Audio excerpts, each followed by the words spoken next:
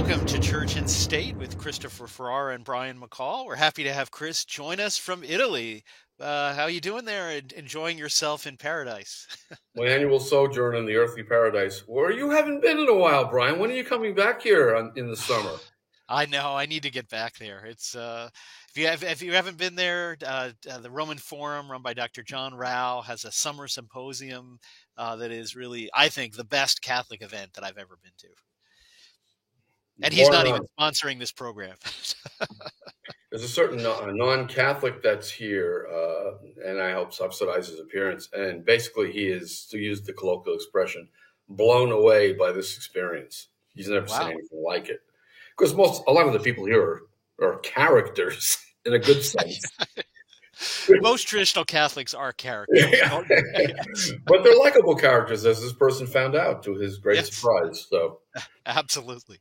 Well, it's been a wild week, a couple weeks in church and state. Obviously, we're filming this just days after what Joe Biden wouldn't admit as an assassination attempt against Donald Trump.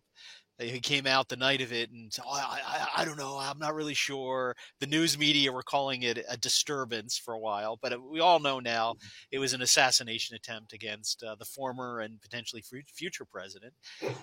So, what do you think? What do you make of all this?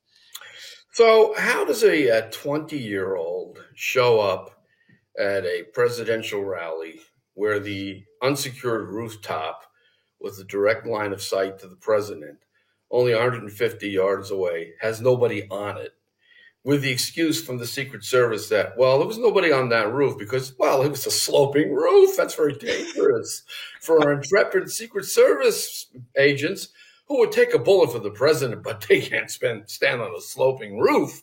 So Right. how does he get to this building? How does he get up onto the roof, inside of which are snipers, counter snipers assigned to duty, apparently from the local equivalent of a SWAT team? He's on top of a building with counter snipers inside of it, which now we don't really know how he got up, onto the roof. He got onto it either by an air conditioning fixture, which now they've discounted, or a 5-foot ladder that he bought at Costco. And he was also seen an hour before with a rangefinder, which you have to use if you're going to conduct an Yeah. assassination attempt. You have to know what the range is so you can figure out how much the bullet will drop once you fire your rifle. How did all of this happen with nobody noticing it after the local police took a photograph of the suspicious character, notified the Secret Service, and the crowd notified the police, who notified the Secret Service, and yet no one took a shot at this kid until he got his 5 shots off. Mhm. And we're supposed to think, nothing to see here. It was just another day in the life of the Secret Service.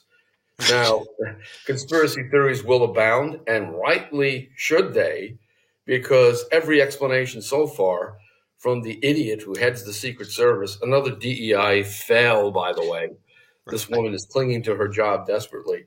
The conspiracy theories will abound because nothing they're saying makes any sense and their story keeps changing. So obviously something is amiss here. At the very least, it is monumental incompetence. Hmm. But more likely, in my opinion, they knew that something was going to happen and they did little or nothing to stop it and practically provided a roadmap for this kid to get up on that roof and fire those shots. No, I agree with you. There's only two explanations for this. Monumental incompetence beyond anything we've ever seen from, an organization that has been pretty good in the past, the Secret Service, or something more, nefarious, clearly. I mean, I talked to a friend of mine who's retired DC police who used to work details with Secret Service all the time. And he just said, again, he's been retired a couple years, but he said it was absolutely against every protocol to leave a roof in direct line of sight to a president unmanned like that. He said, just never heard of it. Now, he said, I was working with prior, Secret Service where DEI wasn't their priority. So, Boeing, DEI priority, doors fall off planes. Maybe that is the explanation. You hire, diversity for the Secret Service and they're afraid to go on roofs. But That's what they say, that DEI means DIE. DIE, right? Well, And the head of the Secret Service, what's her name? Cheadle, I think. She admitted, now this is another version of the story. Oh, yes, we didn't really leave the roof of that building unattended because it has a slope, which is ridiculous because Right. the counter snipers were on another building with an even steeper slope. No, now the version is, well, we did assign somebody for the roof who was supposed to be on the roof, but wouldn't you know it, he never showed up. Wow. I wonder why that person never showed up. Interesting. Well, what do you make? Both one of his sons and Donald Trump himself have attributed his survival to, basically divine intervention. I mean, he's basically said only God saved him that day. And his son, I've seen his son, Donald Trump Jr., say the same thing. It was interesting. He said, I'm not a overly religious person, but I can see no way my father survived this, but by some divine intervention. What do you make of that Oh, talk? I think it's absolutely the case that he was. Of course, we know that because the universe operates through secondary causes, but that God is the Yeah, first cause of sure. all things that operate in the natural world. So certainly in this case, divine providence had to be at work because the only reason he lived was this almost unnatural turning of his head to look at a chart to his right. He was going like this. Yeah, And at the moment he did that, the bullet whizzed by him and clipped his ear instead of entering the front of his head. yeah. So he certainly would be dead if he hadn't turned his head at that instant. The computer simulation is available. You can see it online at Gateway Pundit. Yes. They have the outline of the skull with a graph imposed upon it to show positioning, Yes. and it's superimposed on the actual video image of Trump turning his head. And if you look at it, the graph depicts the path of the bullet. He missed death by millimeters, Yeah. or serious injury at the very least. It might have gone into his skull, but not into his brain. It would have smashed part of his skull and maybe exited the other side of his skull. Although with a bullet like that, it probably would have ricocheted around inside his brain. He would have dropped dead. Yeah. So he's very lucky to be alive. And this was all predicted by Tucker Carlson. He said about 6 months ago, well, they couldn't bankrupt him. They can't get him into a jail cell as much as they try. So what's left? He said assassination. Again, he has, but you're right, saying that for months and months. I've heard him saying that. I don't know if you've heard, there was apparently a leaked recorded phone call with Bobby Kennedy Jr. and Trump this week. And it was interesting. Trump, in talking to him in the part that got leaked, which has been confirmed by Kennedy as authentic, he says, well, yeah, I turned my head to point to a chart. I told Biden that when he called me, when he asked what happened. I didn't mention it was a chart showing how horrific a presidency he's had. So ultimately, it was the secondary cause was Biden's terrible presidency that caused him to turn his head. But no, go ahead. Yeah. I mean, it just shows you how God, talk about a three-body problem. God is managing an infinite body problem every moment of our existence, coordinating, although not directly causing. Sometimes he just allows things to happen.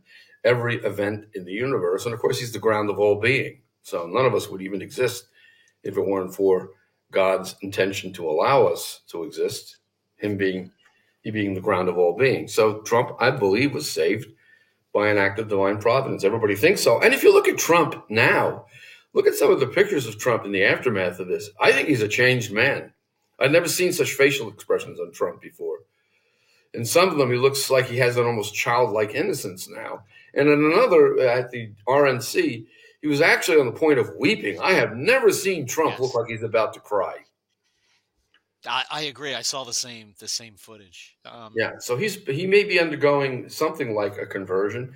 Let's just hope that at some point he'll follow his vice presidential candidate and convert to the Catholic faith. And by the way, I saw Vance's speech. Yes. At the Republican National Convention. Okay, it has the usual rah-rah Americanist stuff, which you expect. Yeah. And which is actually going to be an essential part of how they're going to win this election. But I have to tell you, that man has all the charisma of a Kennedy. Yes. And to think that this Yale Law School graduate came from the background that includes a drug addict mother and a grandmother with 19 guns in different parts of her house, so she could be sure that she would have a gun within arm's length in case someone came into the house because she had trouble getting around. The man came from a hillbilly background, hence his novel or book, his autobiography, Hillbilly Elegy, which, by the way, is back at the top of the bestseller list now. again. No, and I saw him before he ran for Senate years ago speak, and you're right, his charisma even then was really amazing. And charisma in the sense of a person that sort of sees the world for what it is, sees reality for what it is not living in some ideological bubble. Was really what came through when I saw him. The But single most remarkable thing about his speech is that even though he was in the Marines and even though he served in Iraq, he condemned the Iraq War. yes, yes, That tells you that this is not an establishment player. no, absolutely not. And if anything, God forbid, happens to Trump, or if, being age 78, he has some kind of medical incident and perhaps even dies while in office, well, he's an assassination insurance policy. Nobody's going to want on that side of the political Right. aisle J.D. Vance as president. Yeah, absolutely right. Well, speaking of, as you mentioned, Tucker Carlson, they wanted to try to throw him in jail or, short of that, assassinate him. The first business day after this assassination attempt, Trump's legal team got some great news. The judge down in southern Florida, Judge Cannon, dismissed the entire case against Trump in the so-called Document Gate case, but most importantly, not for reasons about the facts of the case, but because it was illegally brought unconstitutionally, because the person, Jack Smith, bringing it was not appointed properly under the Constitution. So whatever was going on, it was an illegal case, unconstitutional, completely thrown out. And you've been predicting this for a while. So what was your reaction? Well, Justice Thomas gave her the roadmap, and this comes into the category. Put this in the "who knew" file, Right.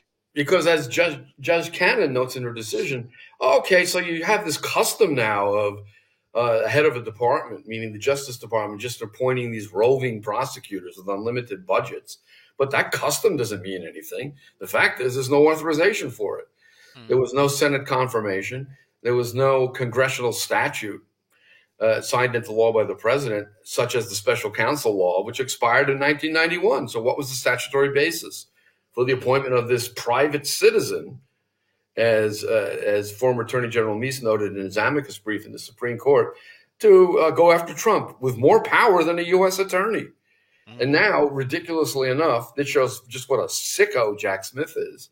He intends to appeal this decision. 93 pages, Judge Cannon's decision, a meticulous examination of all the claims for alternate sources of authority for appointment of this character to go after Trump. And they all come up empty. There just is no authority to take a private citizen, enrobe him with absolute prosecutorial power and an unlimited budget, and set him up against the political rival of basically the chief executive and head of the Justice Department, Biden.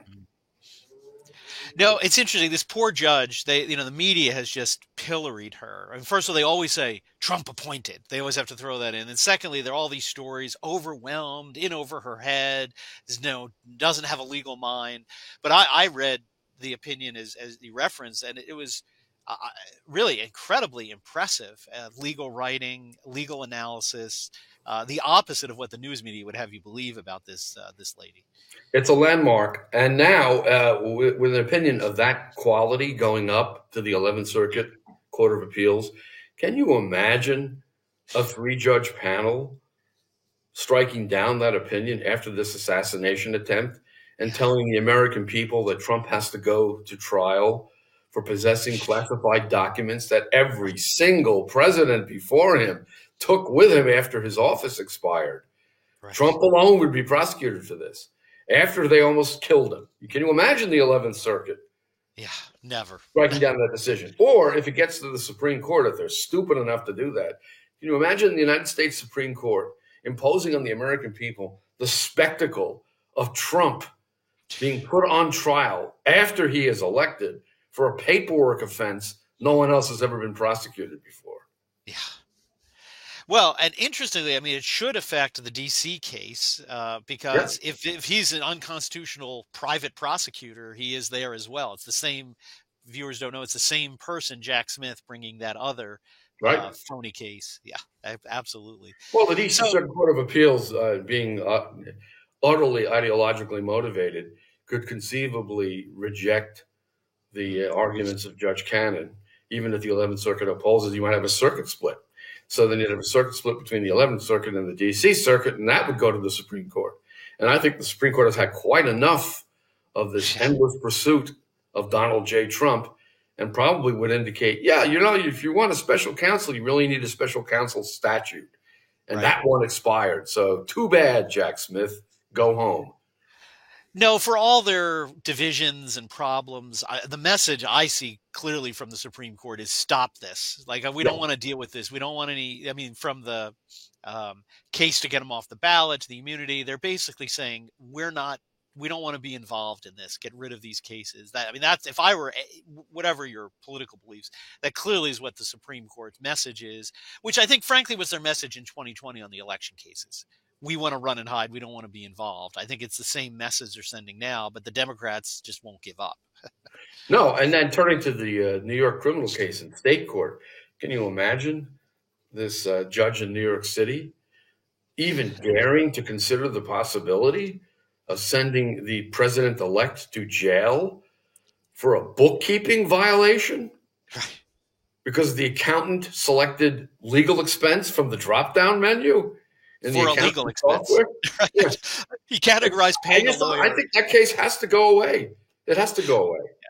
Well, even that crazy judge signaled it when he canceled the sentencing hearing. He said it'll be rescheduled for September 18th if necessary. So even that judge, I think, signaled he may be willing to throw in the towel. But it's interesting, as we wrap up this portion on the state, these weapons against those who are trying to be, if not a force of good, at least a force opposing evil, is to bring charges against them, tie them up in court, and maybe even be behind or at least permit some kind of an assassination attempt. We turn to the church with similar things going on. Over the past 2 weeks, the Dicastery for the Doctrine of the Faith has now put Catholics around the world in safety. They've dealt with a real serious issue. An 80-year-old retired bishop who writes tweets has now been punished. We can all breathe easy. Archbishop Carlo Maria Vigano was declared excommunicated on the beginning of July by the DDF. We mentioned this story before when he was accused. But I'd like to get your it's clear what they're doing here, as I said, from my sarcasm. This is someone who's accused Francis of covering up abuse, has accused the Vatican of corruption, and like Donald Trump, they just needed to be removed. He's most recently actually come out and said he has evidence that Francis not only covered up abuse, but has been engaged in it himself. And the sources I've talked to in Rome are saying that was the final straw. They basically said, we've got to silence this guy. But I want to show you, because I found this really interesting looking at what happened. The Vatican issued a press release about this supposed excommunication. I want to direct your attention to this paragraph because it lists sort of three basis for the excommunication: his refusing communion with Pope Francis, communion with members of the church that are in communion with him, and then at the end, denying essentially the authority, magisterial authority of Concilio, right, Ecumenico, Vaticano II. So even if you don't know Italian, Vatican II, right there. Interestingly, the Vatican did not publish the legal document where the opinion, in our terms, where he is declared this, but Archbishop Vigano has himself posted it. Vatican's not denied it. And here in the document is the actual accusation against him, paragraph 12. And again, even if you don't know Italian, you can see what's missing. Nothing about denying the authority of the Second Vatican Council. They regard the delict of schism, which involves the public affirmations, which result in refusal of submission to the Supreme Pontiff and of communion with the members of the Church subject to him. That's what it says. Which are the first two listed in the press release I showed you, but the Vatican press office added in the third.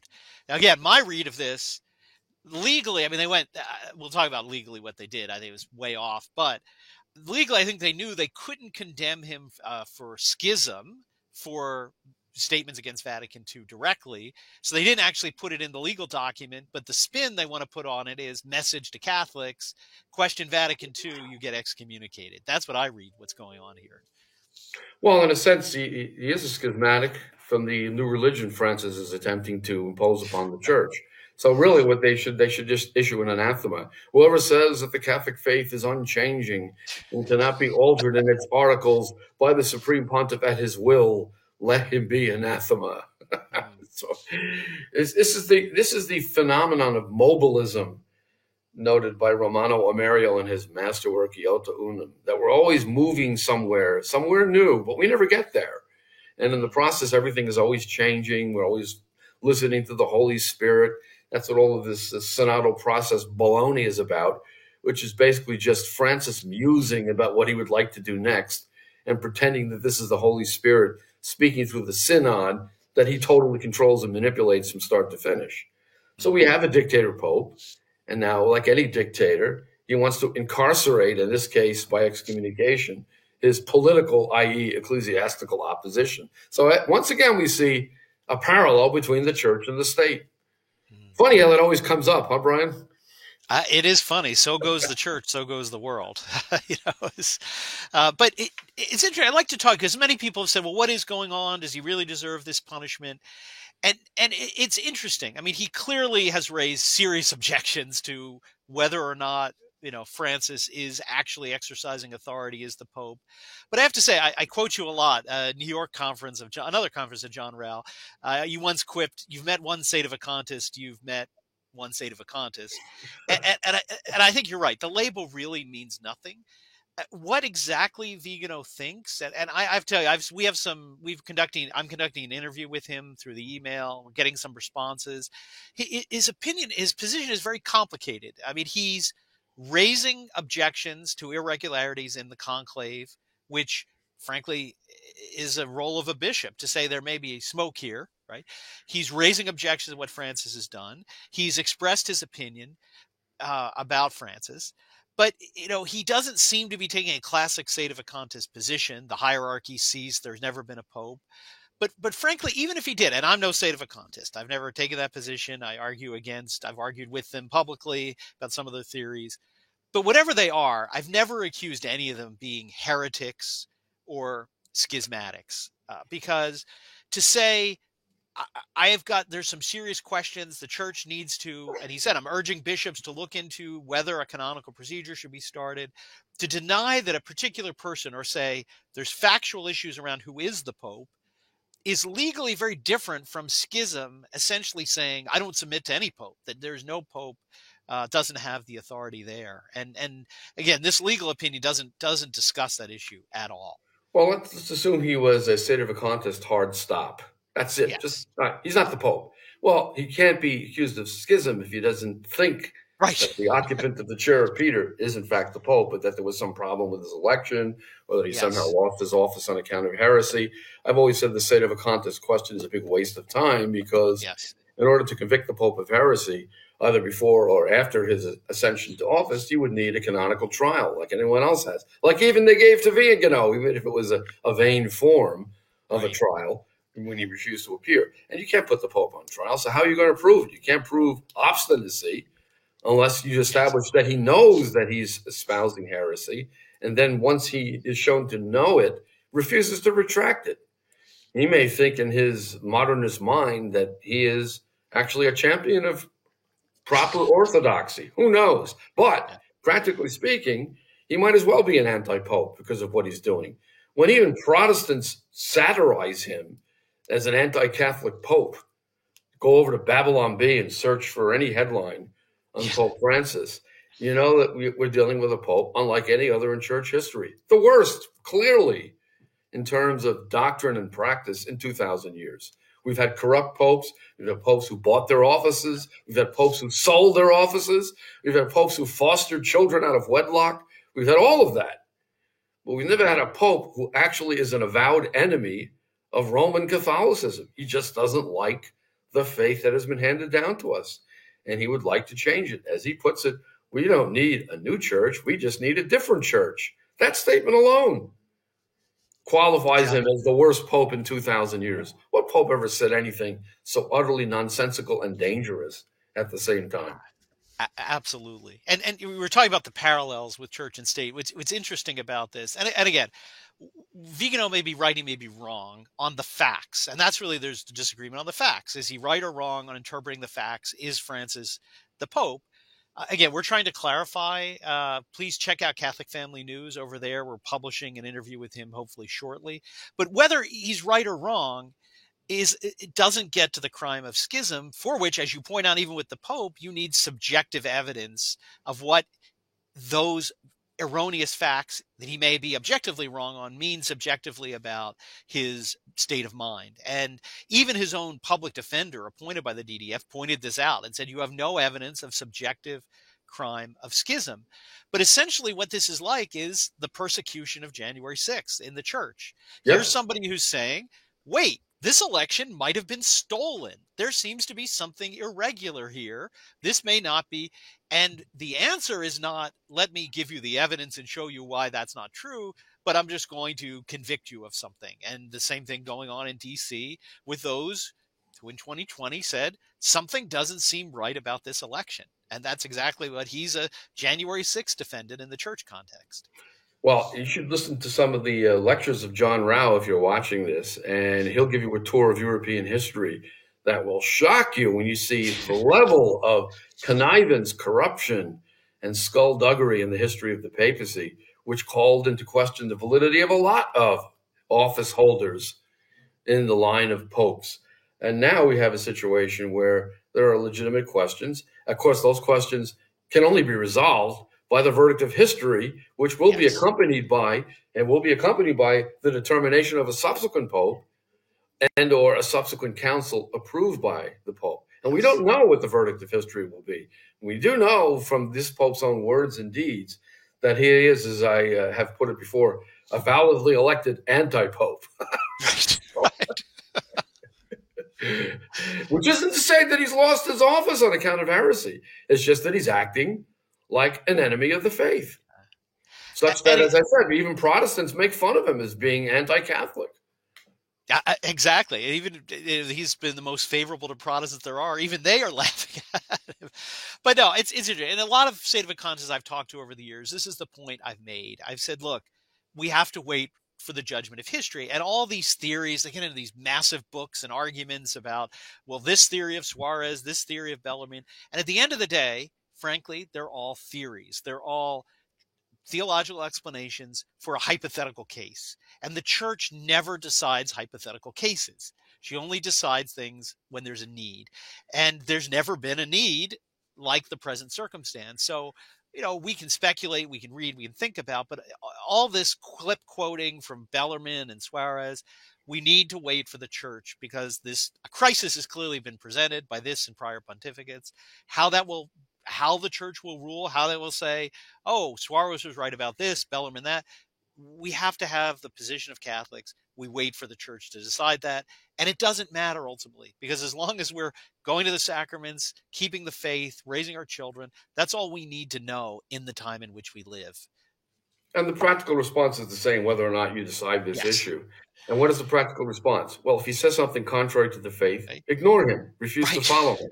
Exactly. If he exceeds his authority and commits an abuse of power, resist it. Yep. This is what all of the theological writers, Bellarmine, Suarez, Torquemada, everybody who has written on the subject, says that the Pope, like any ruler of a commonwealth, can exceed his authority, can act contrary to justice, can actually theoretically be a schismatic himself. Theoretically, this is a possibility. In that case, whatever the outcome of the verdict of history, in the meantime, you just ignore him. Yes. We're doing the same thing the Sedevacantists are doing without having to arrive at a final conclusion. To the extent that he is acting contrary to the faith or abusing his authority, we cannot go along with that. We're not the mindless subjects of a dictator. The Pope, as Benedict said, is not an absolute dictator. He must be faithful to the deposit of the faith and cannot impose his own ideas. This is what the last Pope said.